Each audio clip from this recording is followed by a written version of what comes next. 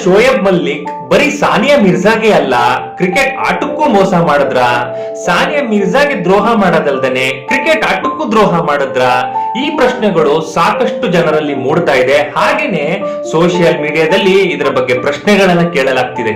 ಶೋಯಬ್ ಮಲ್ಲಿಕ್ ಒಬ್ಬ ಉತ್ತಮ ಕ್ರಿಕೆಟಿಗ. ಹಾಗೇನೆ 2020 ಕ್ರಿಕೆಟ್ ನಲ್ಲಿ ಅವರದೇ ಆದಂತಹ ಒಂದು ಛಾಪನ್ನ ಮೂಡಿಸಿದ್ದಾರೆ. ಯಾವಾಗ ಸಾನಿಯಾ ಮಿರ್ಜಾ ಅವರ ಜೊತೆ ಇವರ ವಿವಾಹ ಮುರಿದು ಬಿತ್ತೋ ಅವಾಗ್ಲೇ ಗೊತ್ತಾಯ್ತು ಇವರು ಜೀವನದ ಪಿಚ್ ನಲ್ಲಿ ಹ್ಯಾಟ್ರಿಕ್ ಹೊಡೆದಿದ್ದಾರೆ ಅಂತ.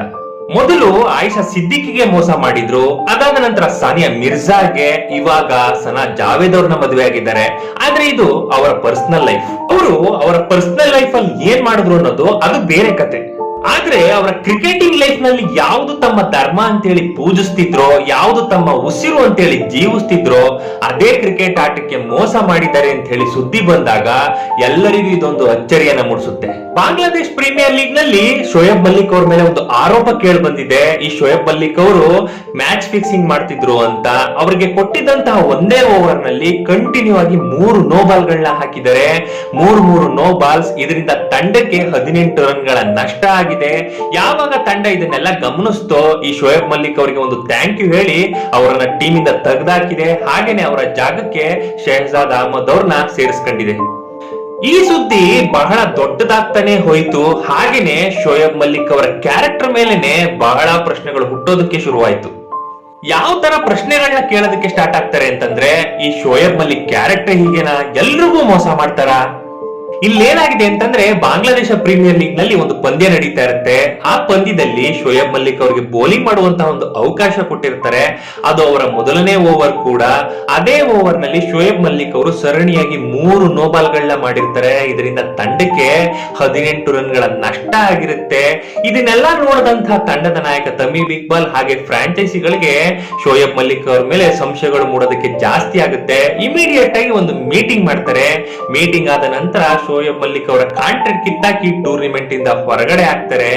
ಯೋಚನೆ ಮಾಡಿ, ಒಬ್ಬ ಇಂಟರ್ನ್ಯಾಷನಲ್ ಕ್ರಿಕೆಟಿಗ, ಉತ್ತಮ ಆಟಗಾರನ್ನ ಕಾಂಟ್ರಾಕ್ಟ್ ಕಿತ್ತಾಕಿ ಟೂರ್ನಿಮೆಂಟ್ ಇಂದ ಹೊರಗಡೆ ಆಗ್ತಾರೆ ಅಂತಂದ್ರೆ, ಯಾವಾಗ ಈ ವಿಷಯ ಗುಲ್ಲಾಗಿ ಶೋಯಬ್ ಮಲ್ಲಿಕ್ ಅವ್ರ ಮೇಲೆ ಸಾಕಷ್ಟು ಆರೋಪಗಳು ಕೇಳಿ ಬರೋದಕ್ಕೆ ಶುರುವಾಗೋ ತಮ್ಮ ಸೋಷಿಯಲ್ ಮೀಡಿಯಾ ಅಕೌಂಟ್ ನಲ್ಲಿ ಶೋಯಬ್ ಮಲ್ಲಿಕ್ ಅವರು ಒಂದು ಹೇಳಿಕೆ ಕೊಡ್ತಾರೆ. ಯಾಕೆ ಅವರ ಬಾಂಗ್ಲಾದೇಶಿ ಪ್ರೀಮಿಯರ್ ಲೀಗ್ ನ ಕಾಂಟ್ರಾಕ್ಟ್ ಮಧ್ಯದಲ್ಲೇ ಹೋಯ್ತು ಅಂತ.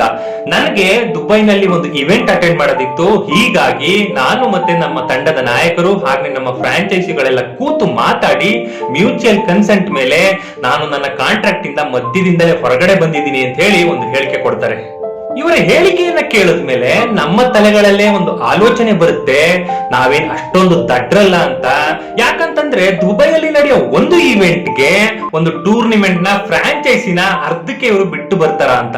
ಅಲ್ಲ, ನಾವು ಏಷ್ಯನ್ ಕ್ರಿಕೆಟ್ ನಲ್ಲಿ ಎಷ್ಟು ಮ್ಯಾಚ್ ಫಿಕ್ಸಿಂಗ್ ಆಗಿರುವಂತಹ ನಿದರ್ಶನಗಳನ್ನ ನೋಡಿದೀವಿ. ಅದೆಲ್ಲ ನೋಡಿದ ಮೇಲೂ ಈ ಶೋಯಬ್ ಮಲ್ಲಿಕ್ ಅವರು ಕೊಡ್ತಾ ಇರುವಂತಹ ಹೇಳಿಕೆಯನ್ನ ನಾವು ನಂಬಕ್ಕಾಗಲ್ಲ.